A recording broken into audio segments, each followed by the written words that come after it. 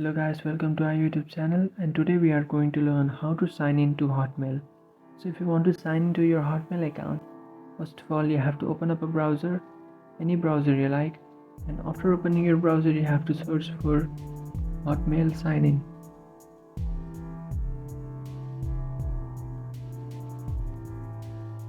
And after searching for Hotmail sign in, here you can see how to sign in into Hotmail. Just tap on that option.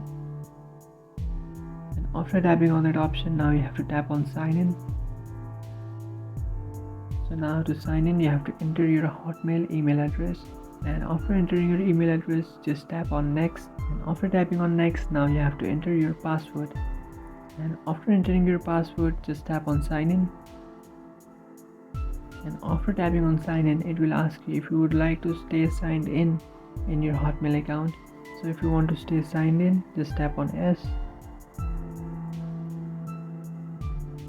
Here you can see you have successfully signed into your Hotmail account.